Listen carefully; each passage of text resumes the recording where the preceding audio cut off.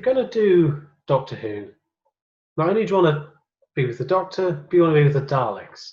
And I'm joined now by a supporting artist who, whilst he only encountered Doctor Who once, did just that. He worked on Revelation of the Daleks. So I'd like to introduce Alan Austen. How are you? I'm very well, thank you. It's nice to meet you. Are you keeping busy during these times? Well, I mean, is anybody at this time now? I'm kind of semi-retired in any case, so I'm kind of used to a bit of restriction. But what I'm finding really tough is just only being able to leave the apartment for an hour each day. I mean, I know they've increased that slightly, but no, it's been a strange time these 2 months. I've got quite a lot done, but it's really scratching around for things to keep you occupied. But in terms of Doctor Who, were you aware of it before you worked on the show? Yes, I saw the very first episode of Doctor Who back in 1963. I was 5 years of age, and it was this new show that I can't remember if it was particularly hyped up at the time, but was at home with the family, probably playing with my toy cars on the rug. This program, Doctor Who, started with this weird music, and it's black and white televisions in those days. Colour didn't come in till good 5-6 years later, and I was hooked. Just took this strange elderly man, and this I think it was his niece, and I can't remember who the other assistant was, but it was the real introducing Doctor Who, and I believe that the Daleks were involved in that, although it's a hazy memory of the first episode. But it had me hooked, and then it became a regular Saturday night or Saturday evening thing to watch Doctor Who. God, I can remember the Robo Men. I can't remember how quickly they came into it, but yeah, it was avid Saturday evening viewing for years to come. I mean, 5 years of age when I watched the first one.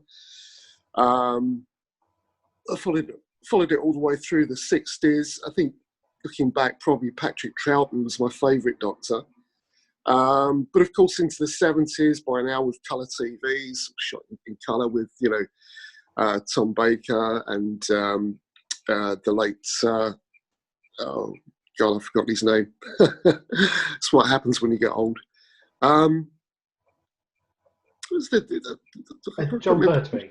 John Pertwee, that's right. I can't remember if he was before Tom Baker or after. But yeah, I mean, it was good television. It was really good stuff. And my younger brother and I were both huge fans, and the ones that really scared us, the adversaries that really frightened us, were the Cybermen. They were really sinister and so huge, and the thing is, they could climb stairs. So after you'd watched, Doctor Who, and you went upstairs, you thought, well, at least a Dalek can't get up a flight of stairs, but a Cyberman can. And strangely enough, my brother got into to working in film and television years after I did, because by this time the closed shop had been ended. And so basically, if you got someone to introduce you to an agent, you didn't need a union card to work. It was advisable. It was kind of, yeah, but you wasn't a closed shop anymore. So basically, anybody could do background work in film and TV. So I made a few introductions for my brother Steve, and he worked in that industry for a few years, on and off. But he actually ended up being dressed up as a Cyberman for a BBC event, plugging Doctor Who and the Cybermen. So he and about 4 or 5 other guys were dressed up as Cybermen, and were walking through the streets of London, obviously with the crew with them and a little bit of security. but he just said that was incredible. It just an incredible experience. You know, he never worked on the show itself, but he did this promo for it. And yeah, he's got photographs and everything else. He puts them out on the internet now and again. But yeah, so Doctor Who, yeah, it was years before I grew out of it. I think even when I you know, did that one and only episode of, you know, the Revelation of the Daleks, which was shown as a two-parter in 1984, I believe. But, you know, I still used to watch Doctor Who when I had time, because by this time I was a busy, jobby actor. And, you know, I wasn't always at home at weekends. And I don't know if my ex-wife or whatever ever recorded them, I don't know. But it was like, it was years before I kind of grew out of it. I mean, it did go a bit. Well, it just didn't appeal to me. By the time I was like, you know, late 20s, 30, I could take or leave Doctor Who, you know. Actually, I like what they're doing with it nowadays. I really do. So, you know, I don't make an absolute point of watching it, but if it's on and I'm home, then I usually will. And yeah, I mean, it's Doctor Who for the 21st century. I mean, when you think about it, you know, 1963, that's almost 60 years ago, isn't it? You know, so middle of the 20th century, we're now into the early days of the 21st. Things change. You know, it's a new super vamped up version of the old Doctor Who, I suppose. It makes you wonder, though, doesn't it, with the old black and white episodes with the first guy, whose name will come to me. I saw him in a film the other, William Hartnell. I wonder how they would stand up today with the young people that, you know, that may have watched them at some point or another. I don't know. So, but yeah, it was big. Yeah, I just got a phone call from my agent back in the day. It probably would have been sometime in 1983 to say, you know, you've been asked to do a walk-on piece in Doctor Who. Oh, great. Yeah, great. Fantastic. Why not? Colin Baker was the Doctor at the time. I had seen some of his episodes, I think. And so, yeah, I went to the BBC, reported there for duty, and they dressed me up as a guard on this strange planet. And I was introduced to Eleanor Bron, who I knew from an immense amount of film and television. Also, I'd never seen her on stage in the theatre, but she had a great reputation as a theatre actress. Anyway, I mean, that was really, really cool to meet Eleanor. And it was, okay, Alan, you're Eleanor's guard, so you just stick closely to Eleanor all the way through it until we kill her off, which they did. And I had to carry her dead body off the set. Thank God she's quite a light lady, and I was quite fit and healthy and strong in those days. So I carry her dead body off, and shortly after that, I get exterminated by a Dalek, which was an incredible thing to do, really, because I suppose, yeah, the Daleks are the most iconic villains of the Doctor Who franchise. And I can remember when we were rehearsing my scene to be exterminated, the director, Graham Harper, he said, I've always wanted to do this. I've always wanted to do it. He said, show me how you're going to die. So I kind of did a pastiche of what I did on Raiders of the Lost Ark when we all get obliterated in the closing scene of the film when they open the Ark up. So I kind of just rehashed that to be exterminated. So the two performances are very, very similar. But Graham was like, I've always wanted to do it. Oh. So he had a go at being exterminated. So, you know, it was a big round of applause on set. Everyone, it was a good, happy set anyway. But yeah, so I can safely say that I was exterminated by a Dalek. Live to tell the tale. So it was a real sense of achievement then, being in Doctor Who. Yeah, yeah. I mean, it was one I was very proud to put on my CV at the time. And it usually used to come up at castings. Oh, you've done Doctor Who? Yeah.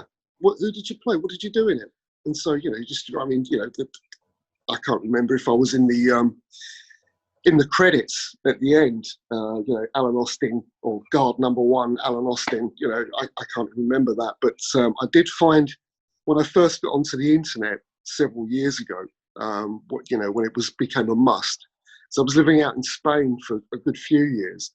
When I came back to England, it was, well, you've got to get an email address, you've got to do this, you've got to do that. Everything's changed now.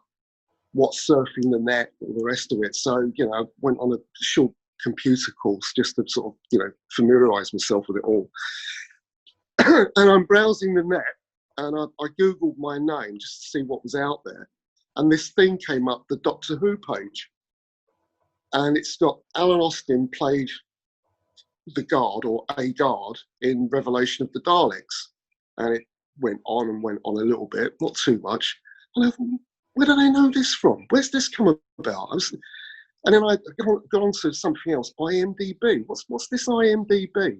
So on IMDb, Alan Austin was in Doctor Who. Alan Austin was in Letters from a Bomber Pilot. Alan Austin was in Lytton's Diary. And there's about 4 or 5 credits on there. I thought, well, what the hell is IMDb? How do they know this information? What's this all about? And now, of course, I mean, that was probably about 15, 16 years ago, maybe a bit longer. And now, of course, if you're not on IMDb, you're not an actor. And where's this come about? This is all, what the hell is this stuff? I think I've probably had a lot of trouble adjusting to the 21st century, to be quite honest. I have a lot of actors, young actors, say to me, oh, can you give me any advice? And I said, well, yeah, learn your lines and don't bump into the furniture. Other than that, I can't tell you anything. It's changed so dramatically from the way it used to be. And it's all about the technology, electronic age, technology, and that's how actors promote themselves these days. I mean, the fundamentals are still there. You go on Spotlight, you get an agent, and, you learn how to act. But the way of the politics and the way of doing it is so different from years ago that, I don't know. I mean, I think it was easier in my day, to be honest. I really do. I think it was a lot easier. And I certainly worked, when I was I left the film business in 85, because by this time I was picking up parts in television, Doctor Who being just one of them, but I was now getting, not lead character roles, but I was getting good supporting roles in television with my name on the credits, Letters from a Bomber Pilot, which I was alongside Hugh Laurie in that, and it was Hugh Laurie's first acting role on television. He was doing a bit of, comedy stints with Stephen Fry at the time, so he was used to working in front of the camera. But we did the read through for Letters, and he came up to me afterwards and said, "I have never been so frightened in my life." I said, "Why?" And he said, "This is the first time I've ever done. This is my first role." I said, "Oh, really?" And look at him now. What can you say? But yeah, so I was still with the FAA, but hardly doing anything at all, hardly doing any films, just focusing on TV. And I got asked if I would do a film called Absolute Beginners, which was a David Bowie vehicle. And I knew half the people that were going to be in the film. And so I said to my agent, I'm going to go and do this. I'm going to go and do this film. She said, "You can't. You're an actor now. You're equity. You're getting parts. You've done award-winning documentaries. Drama documentaries like Letters from a Bomber Pilot. You can't go and do this film because it's background stuff. So I said, look, I promise you, this is my last one. I want to meet David Bowie, and several of my friends have got parts in this film." And a few of them doing background work or supporting roles. So she said, okay, but don't say anyone. So I went, I got there, got onto set, and when Julian Temple realised that I was pally with two of the lead actors in the film, I hadn't met Bowie at that point, which I did a few days later. And I said to Julian Temple, look, can you not feature me in this film? Can you do me a favour? This is my agent knows I'm here, but doesn't want me to be here. I'm doing stuff on TV. And Julian Temple's, I've just seen that you're friends with half the bloody cast. You and Eddie Temple Tudor get on really well. So he said, yeah. He said, just stay right at the back. If I want someone featured, I'll pick somebody else, but just sort of keep out of it. So I got nearly a month's work out of it, day and night shoots at Shepperton Studios. Earned a small fortune in those days. And I'm not seen on camera. I'm not seen in the film at all. There's some stills kicking about of me. Someone sent me a Polaroid that was taken on set, which I'm heavily recognisable in that. But that's about it. So when it was over, that was it. I kept my word to my agent, and I was just working in television and TV commercials and corporate videos and all that sort of stuff. And I didn't do another film until Salient -10, which is a short independent film that I did a couple of years ago with the lead role. Brought me back out of retirement because I hadn't actually acted in front of a camera for a good 10 years at that point. And kind of that's where I'm at now, really. I did another short independent earlier this year as sort of third lead in that, and I've got a couple of others in the pipeline. When this madness is over and we can all go back to work, I've got 2 films lined up with both lead roles, which is great for a guy of my age. I'm 61 years of age, and playing age is about 50. But these 2 other films have actually been written for me, which is incredible. Actually incredible. I just can't get my head around it. So, it's been a great ride, really. It's been a lot of ups and downs, but it's been interesting. But yeah, Doctor Who, really happy days working on that. Small cast. At the BBC, the Central in White City, very civilised. I always liked working at the BBC. Just a great thing. Didn't have my own dressing room there. I shared the dressing room with the other supporting artists. But an interesting thing, having said earlier that Patrick Troughton is probably my favourite Doctor, because I must have been about 9 or 10 when he was playing Doctor Who. So I understood it more, and I just liked his character. For me, the others afterwards, although they were all very, very good, there was something about Patrick Troughton. So we're in the green room, working on Doctor Who. We're in the green room at the BBC, and each floor has a green room and a red room and what have you. And the green room, basically, where you go and buy a cake and a cup of tea. So we're about 3 floors up at the BBC in the green room there, and we're sitting around a table, a bunch of us, and we're talking about our favourite Doctor Who's. This is incredible. We're working on it, and we're all sort of probably.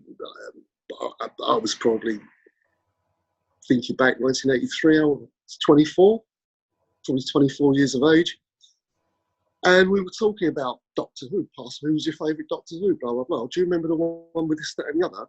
And a studio door on the other side of the green room opened up, and you will not believe this. Patrick Troughton walked out of the door and crossed the green room, and we've all seen him, and we've gone, all of us, as one, like Mr. Troughton or Patrick or whatever, probably Mr. Troughton, and he was, what are you guys working on? He said, you won't believe it, we're working on Doctor Who. They said, oh, who's Doctor Who these days? Well, Tom Baker. Who's he? Never heard of him. And walked off laughing. I'm sure he was making it up. He walked off laughing. Said, I'm off to the loo. And he came back a short time afterwards. passed us again, gave us a wave, and just said, "Good luck, fellas," and went back into the studio to film whatever he was filming in the other studio. So that was a huge coincidence. I mean, you know, it's. I hope it doesn't sound like I'm making it up, because it's an absolutely true story. It really is. It's just incredible. And I never saw Patrick Troughton again. Never saw him again. I heard that he passed away in America. He was at a convention in America, and he passed away in his hotel room there.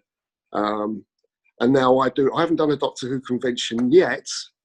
I think it's in the pipeline. Most of the conventions I do are for Star Wars. I was asked to do one for Indiana Jones, but unfortunately it didn't go ahead for various reasons. But yeah, I'm yet to do a Doctor Who convention, and I'm looking forward to it. I've got to get some publicity stuff together for that. But I do sign Doctor Who memorabilia at Star Wars conventions, because people bring it along. They know I'm there, and they know I worked on Doctor Who, so they will bring stuff along for me to sign that's Doctor Who related, which is lovely. It's good. It's another string to my bow. But yeah, just really fond memories of working on the show, you know. And as I say, to meet Patrick Troughton as well as being exterminated by a Dalek, well, you can't ask for anything more than that. It's just crazy.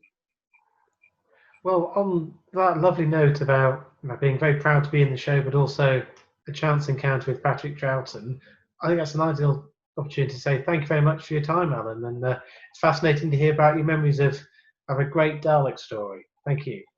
Thank you very much. It's been a pleasure. Really enjoyed it.